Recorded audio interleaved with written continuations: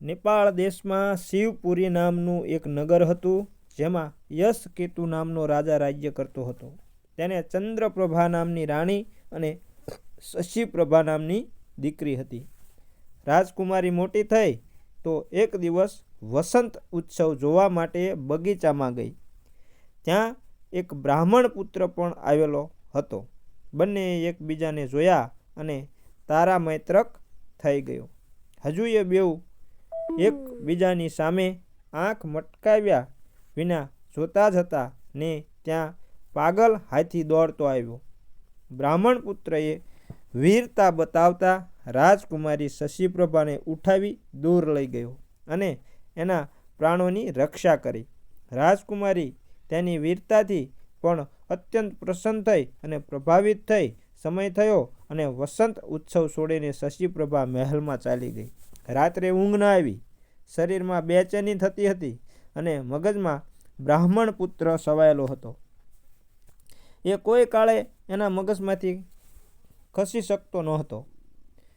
નહોતો રહ્યો. રાજકુમારી શશિપ્રભા જ નહીં, પરંતુ પ્રેમમાં પાગલ હાથી જેવો તો બ્રાહ્મણ પુત્ર પણ થઈ ગયો હતો. એના મન મસ્તિષ્ક પર શશિપ્રભાએ કાબુ લઈ લીધો હતો. તેનાથી વધારે રહેવાયું નહીં. એ એક સિદ્ધ ગુરુ પાસે પહોંચ્યો અને શશિપ્રભાને લઈ પોતાની ઈચ્છા તેની સમક્ષ રાખી દીધી.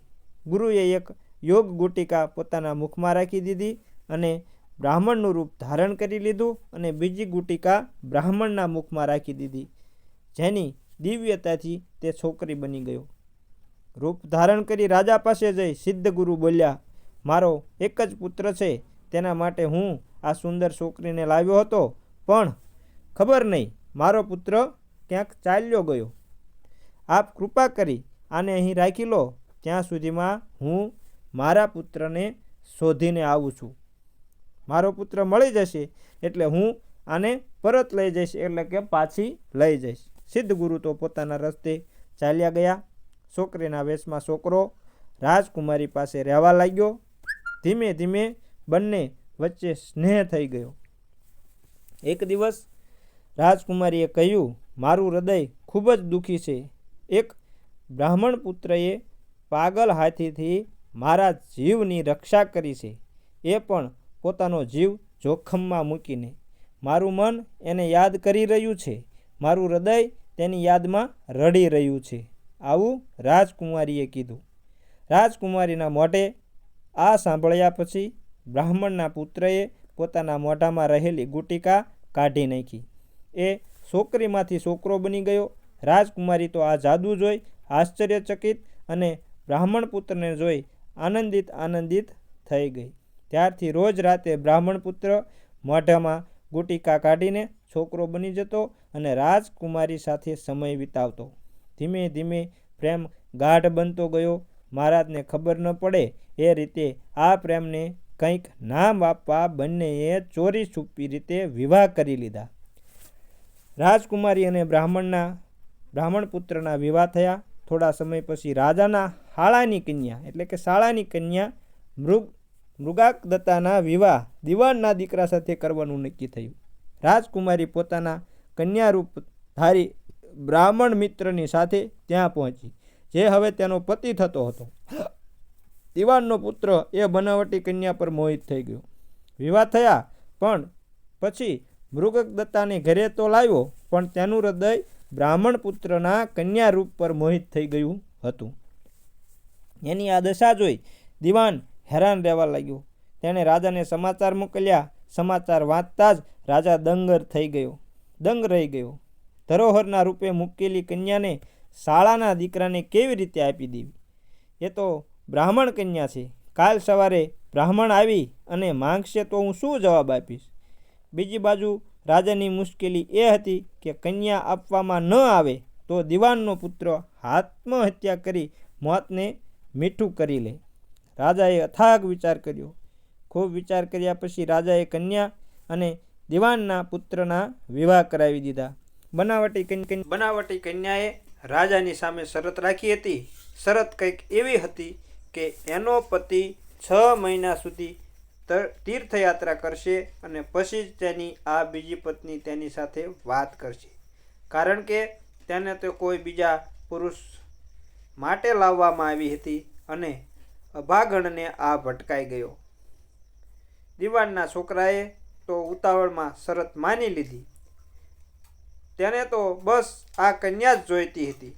વિવાહ થયા એ પછી તે તેને પોતાની પ્રથમ પત્ની મૃગાંગદત્તાની પાસે છોડી તીર્થયાત્રા પર ચાલ્યો ગયો.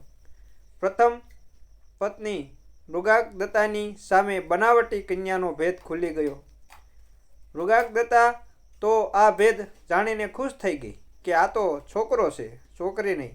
પતિના વિરહમાં તેને પુરુષની આવશ્યકતા હતી જે બ્રાહ્મણ પુત્રએ પૂર્ણ કરી. હવે દિવસે એ છોકરી બની અને રાતે એ છોકરો બની રહેતો હતો. જ્યારે 6 મહિના પૂર્ણ થવા આવ્યા ત્યારે મૃગાંગદત્તાને લઈ ભાગી ગયો. બીજી બાજુ સિદ્ધગુરુ એક છોકરાને લઈ રાજા યશકેતુના દરબારમાં આવ્યા અને બોલ્યા, મહારાજ, હવે મને કન્યા પાછી આપો. મારો પુત્ર મળી ગયો છે. આનું નામ દિનકર છે. રાજાના ભેજાની આજુબાજુ 32 દીવા ઝગમગવા લાગ્યા. એ તો ડરી ગયો કે સિદ્ધયોગી પુરુષ નહીં ને સાપ આપી દેશે તો લેવાના દેવા થઈ જશે. તેણે યોગીને વિનંતી કરતાં કહ્યું, એ કન્યા તો ભાગી ગઈ છે. તમે એક કામ કરો, આપના પુત્રના વિવાહ મારી છોકરી સાથે કરી દો. એ તો રાજ્યનો રેડ થઈ ગયો. રાજકુમારીના વિવાહ સિદ્ધ પુરુષ સાથે આવેલા યુવક દિનકરની સાથે કરી દેવામાં આવ્યા. દિનકર ઘરે શશીપ્રભાને લઈ આવ્યો તો ત્યાં પેલો બ્રાહ્મણ પુત્ર પણ હતો જે મૃગાંગદત્તાની સાથે ભાગેલો. શશીપ્રભાના ગળામાં વરમાળા જોઈ તે ક્રોધાવેશમાં બોલ્યો, આ રાજકુમારી મારી પત્ની છે. મેં તેની સાથે ગંધર્વ રીતિ રિવાજ મુજબ વિવાહ કર્યા છે, એટલે કે લગ્ન કર્યા છે. સામે દિનકર ક્યાં માનવાનો હતો? એ તો તાડુક્યો, આ મારી પત્ની છે, કારણ કે મેં સૌની આંખોની સામે વિધિપૂર્વક આની સાથે વિવાહ કર્યા છે. આવું દિનકર કહેવા લાગ્યો. એ બે લડી પડ્યા અને વ્યાતાલે વિક્રમને પૂછ્યું, તો વીર વિક્રમ, બતાવ કે શશીપ્રભા કોની પત્ની થઈ કહેવાય? આવું વિક્રમ રાજાને પૂછ્યું વેતાળે. રાજાએ કહ્યું, મારા મત પ્રમાણે તો એ દિનકરની પત્ની છે, કારણ કે તેણે સૌની સામે વિધિપૂર્વક તેની સાથે લગ્ન કર્યા છે. બ્રાહ્મણ કુમારે તો ચોરીથી વિવાહ લગ્ન કર્યા હતા. ચોરીની વસ્તુ પર ચોરોનો